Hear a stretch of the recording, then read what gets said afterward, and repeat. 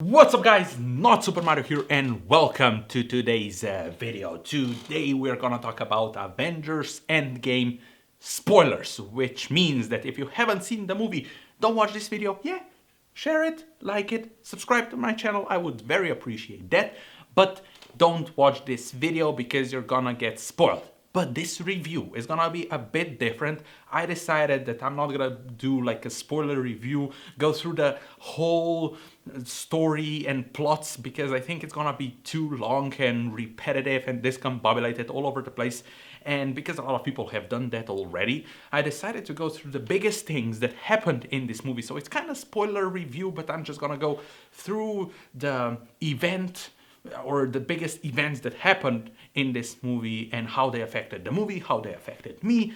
So yeah, that's pretty much it. It's gonna be spoilers all over the place. So if you haven't seen the movie, like I said, don't watch this video. But now, let's begin. Let's start, of course, with the biggest one. Iron Man has died. He is finished. The way they did it, it was amazing. It was very subtle. He saved the universe. He saved everybody with killing Thanos, pretty much. In the last fight, they fight. Of course, Thanos has the gauntlet. He thinks he has the stones, Infinity Stones in it. He snaps and says, "I'm inevitable." But Iron Man, in the fight, he steals his stones, put it in his gauntlet, and says, "I'm Iron Man," and snaps. Thanos disappears, but because of the power of the gauntlet, Iron Man, unfortunately and sadly, dies. But the way they've done it, it was very subtle, very sad. Peter Parker joins him. It's like, Mr. Stark, I mean, it was heartbreaking. Pepper Potts, the way she gently moves away Peter Parker, is like, she says to Iron Man, "Now you can rest." Then we get the Iron Man funeral that was very moving. Everybody's there. Even the kid from the Iron Man 3 that the first time I saw this movie, I was like, who the heck is this guy? Who's this kid? I mean, yeah, he's 5 years older because of the 5 years later thing, but who the heck is that? I had to Google it and I was like, oh, damn, I kind of didn't need that. I mean, if he wouldn't be there, I was like, I would be okay. But he was there, so I was very surprised. But the way they handled Iron Man's death was very beautiful. Big payoff. I really did enjoy that. Yeah, I'm sad because Iron Man died. He started MCU with Iron Man, the first one from 2008. But I think the way he ends his story was very good. Next big thing, of course, another death. Black Widow dies in this movie. Yeah, that was probably the most shocking thing in my opinion. If you would ask me before Avengers Endgame, seeing Avengers Endgame, who would die, Black Widow would be like on the bottom of my list just because she's getting her own movie. Probably it's gonna be a prequel now, but who knows? Maybe somehow they're gonna bring her back. But yeah, the way they did it, it was really touching. Hawkeye and Black Widow go to Vormir to get Soul Stone, and I was like, I didn't get it at first when they get there. Just I was thinking, okay, so they're gonna get Soul Stone, but then I figured, oh my gosh, in Infinity War, Thanos and Gamora went there. Gamora has died for Soul Stone because Thanos sacrificed her.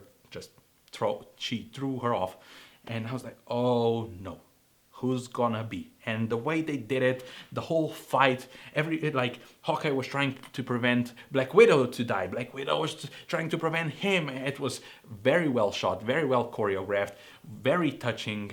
It was, again, very sad, very shocking because I didn't expect that. But that's one of the nitpicks of this movie. I didn't want Black Widow movie to be a prequel, but probably after this movie it's gonna be a prequel. I'm gonna still watch it. The cast they announced already is incredible, but still, Black Widow was one of those characters that I really wanted to survive. That's why it affected me even more, and all the characters, because when Hawkeye comes back with a Soul Stone, everybody was, where's Natasha? What happened? Everybody was devastated by that, and of course the whole theater when I watched it was as well. Captain America's goodbye was one of the best parts of this movie. It's not definite death because it was handled totally different than I expected. Captain America was one of the characters that I was for sure that he's dying, that he's gonna sacrifice himself one way or another.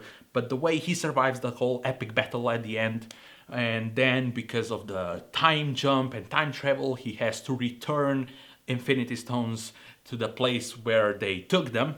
And when Hulk, Professor Hulk, yeah, I'm gonna talk about that as well, is trying to get him back, he doesn't come back, but we got to see old Cap. He is back. He decided to stay with Peggy.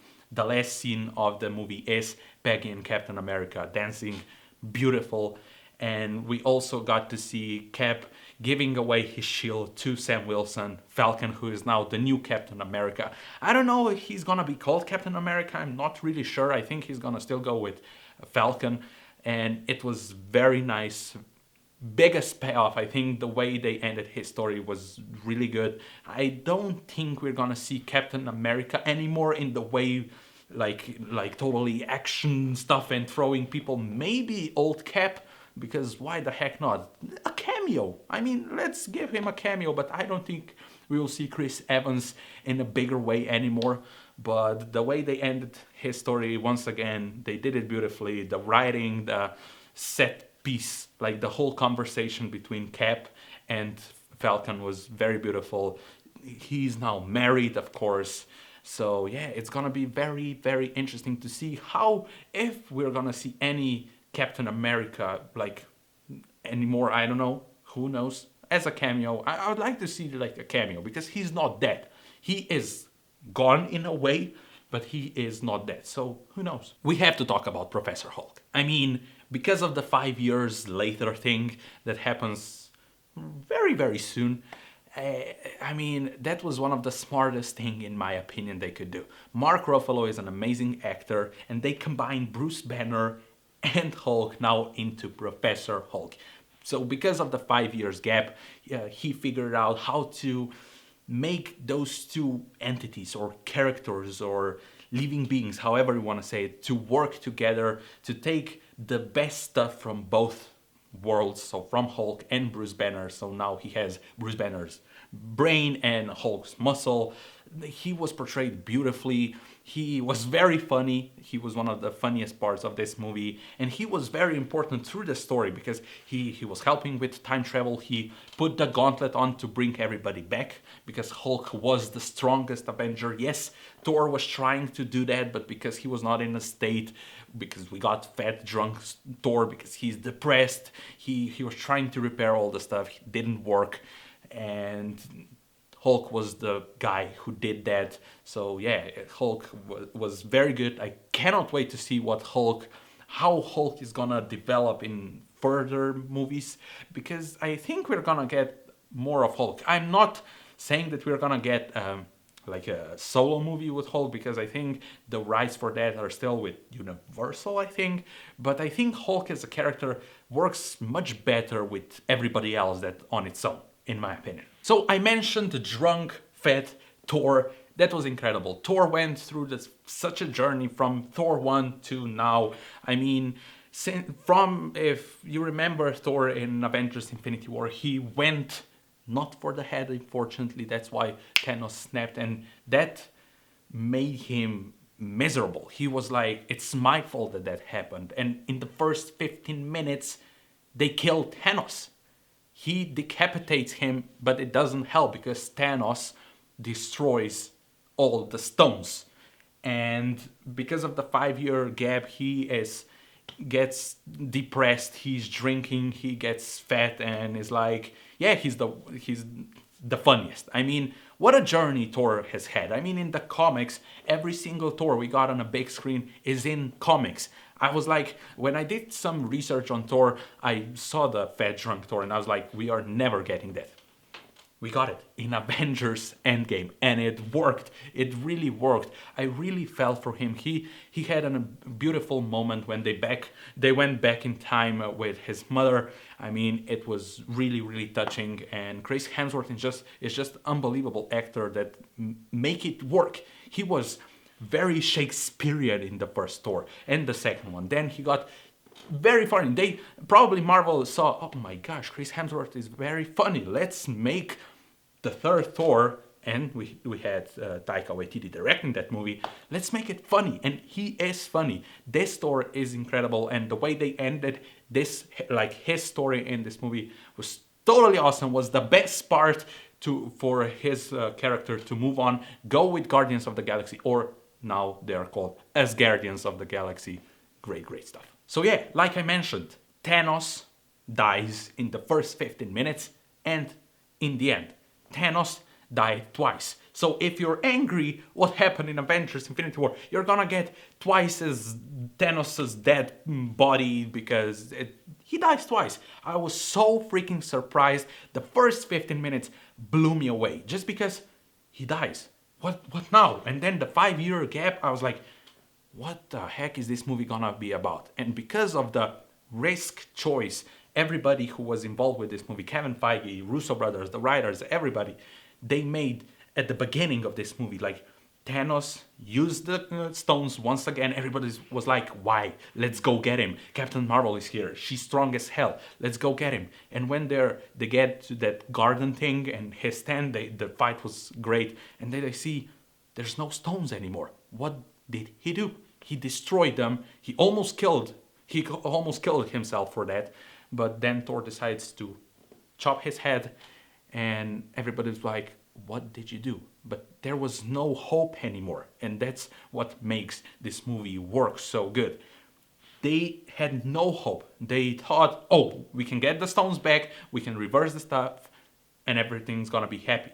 But because it wasn't like that, they had 5 years to be just sad all the time, figuring out if this can work. And then at the end, when Iron Man do the snap and kill Thanos, it's like so great. So I was fulfilled. I was satisfied the way they did it. Kill him twice. I mean, Thanos, Josh Brolin. Let's not forget Josh Brolin. His performance is out of this world. I said last year I want him to get nominated for Thanos. He didn't, but I would really like to see that. And the score that is always like the score for Thanos is incredible. I'm listening to that score all the freaking time. Time travel is one of the most important things in this movie, and this is probably the first movie that time travel really works for me, because time travel is not real and it's science fiction and it's really hard to comprehend how it works. In every single movie works differently, and I don't mind that, but I'm always like, but if you do that, how does that work? But in this movie it just worked for me, because there is a scene where Professor Hulk is explaining how time travel works. So if you go to the past, that past becomes your future because you're there, and your present becomes your past. So if something that you do in the past is now your future, is gonna affect that future, not your present. I was like, okay, I get it. And I think it really worked.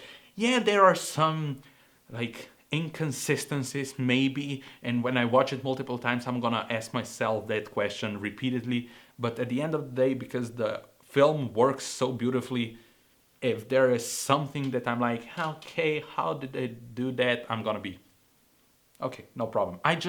One thing that I don't want for the future Marvel movies, just don't time travel too much. Even though it was explained very simple in this movie, time travel gets very complicated. And if you mention it too many times, and if you use it too many times, I think it's gonna get too complicated. So time travel, very good in this movie, very well explained, very simple. Like, you go back, that's your future, and your present is your past.